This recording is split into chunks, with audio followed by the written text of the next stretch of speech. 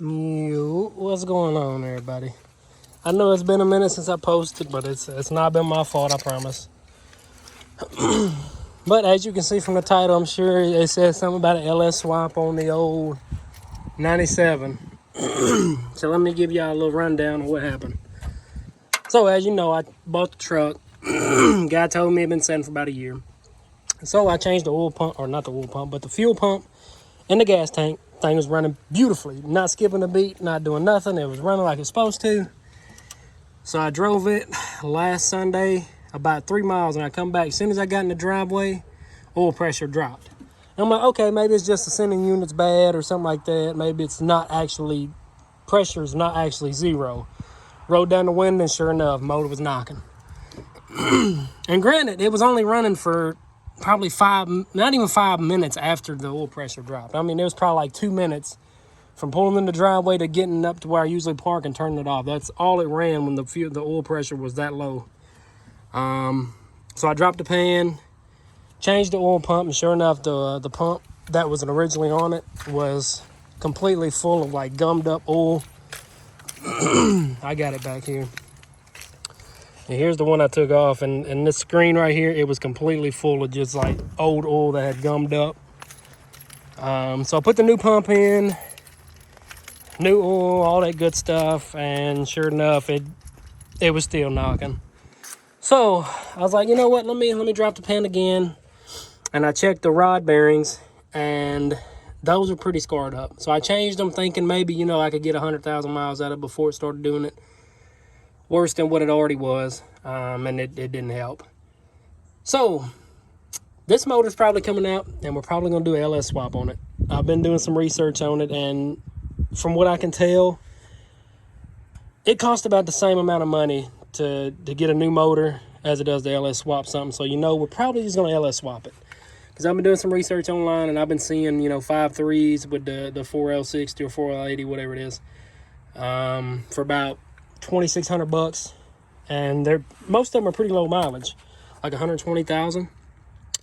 So if I get this thing out and the motor is completely toast, like everything's messed up on it, I'm probably going to do an LS swap.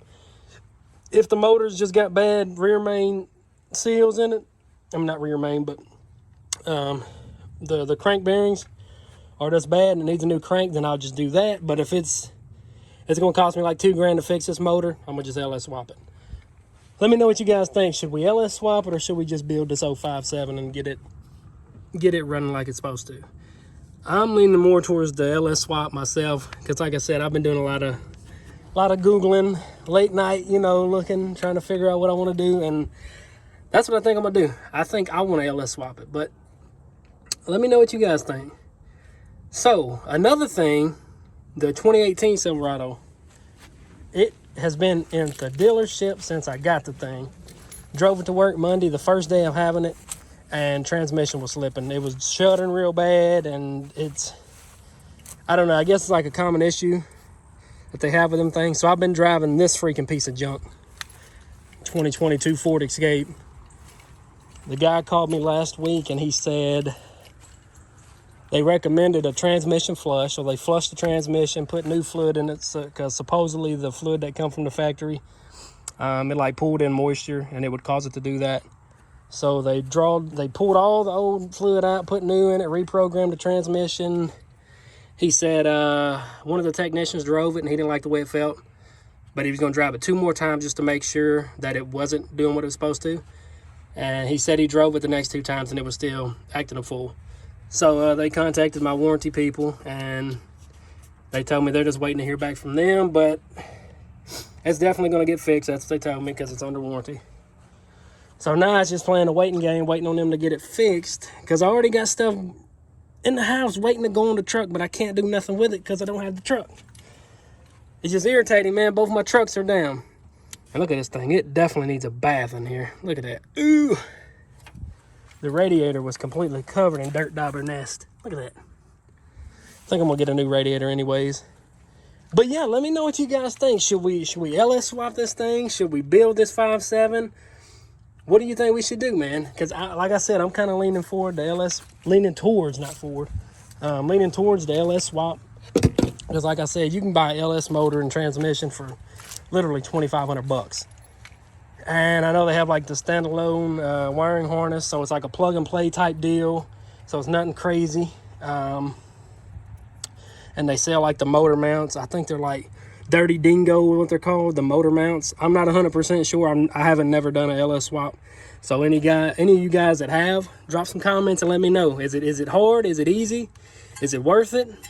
I think it'll be worth it, honestly. Just, you know, I don't know. I like LS motors. Don't get me wrong. This 5.7, this 350, it's got some pep to it.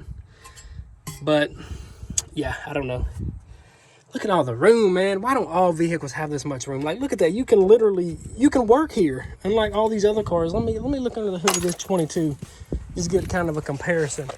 You know, because it's crazy. You know, you think they would make you enough room to do work on these things. Like, they don't even give you enough room to work on cars anymore under the hood.